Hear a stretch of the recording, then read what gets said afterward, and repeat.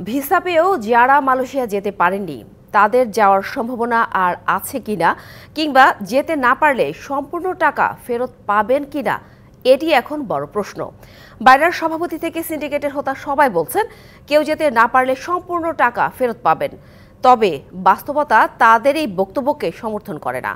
জনশক্তি বিশ্লেষকরা বলছেন সরকারের উচিত মালয়েশিয়ার সরকারের সাথে জোর তৎপরতা চালিয়ে ভিসা পাওয়াদের সে দেশে পাঠানোর ব্যবস্থা করা। সম্ভব না হলে এজেন্সিকে ভুক্তভোগীদের টাকা ফেরত দিতে বাধ্য করা।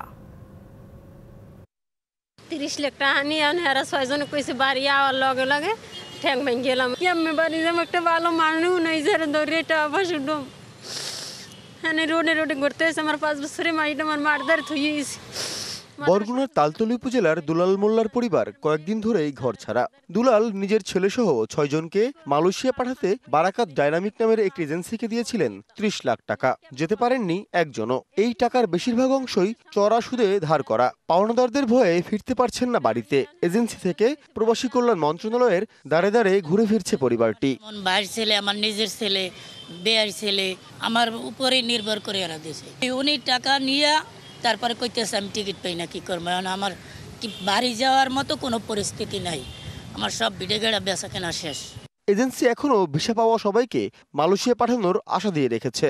একটা ডিসিশন দেবে, যদি ডিসিশন দেয় যে এনাদেরকে নেবে না তাহলে আমরা টাকা পয়সা ফেরত দিয়ে দেবো। আসলে তো এদের এখানে ভিসা হওয়া সবকিছু হওয়া।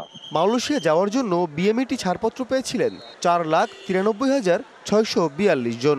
যেতে পেরেছেন 4,76,672 জন। সেই হিসেবে বাদ পড়েছেন 16,970 জনের মতো। বিশ্বমানের থার্মিক্স রড, সালাম স্টিল থার্মিক্স, দেশের একমাত্র থার্মিক্স রড। বাস্তবে এই সংখ্যা অনেক বেশি, কারণ মন্ত্রণালয় এজেন্সিগুলোকে 5.25 লাখের বেশি কর্মী পাঠানোর অনুমোদন দিয়েছিল। তাদের একটি অংশের সব প্রক্রিয়া শেষ হয়, আরেকটি অংশ শুধু ভিসা পেয়েছেন, আর বাকিরা কেবল যাওয়ার প্রক্রিয়া শুরু করেছিলেন। তাদের সবাই সম্পূর্ণ নয়তো আংশিক টাকা দিয়েছেন এজেন্সিকে।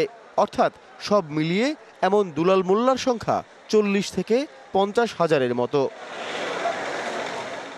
সংবাদ সম্মেলন করে সিন্ডিকেটের নেতারা, এমনকি বাইরের সভাপতিও বলেছিলেন ভুক্তভোগীদের পুরো টাকাই ফেরত দেওয়া হবে। রিক্রুটিং এজেন্সির তরফ থেকে তারা যে অভিবাসন খরচটি করেছে সমুদয় টাকা ফেরত দেওয়া হবে।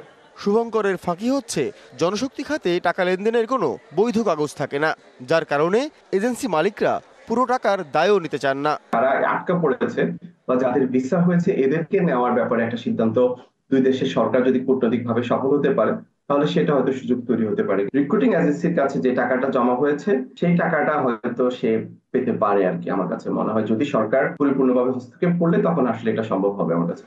এজেন্সিগুলো বলছে শেষ পর্যন্ত টাকা ফেরত দিতে হলেও দাবি করা সম্পূর্ণ টাকা ফেরত দেওয়া সম্ভব নয়।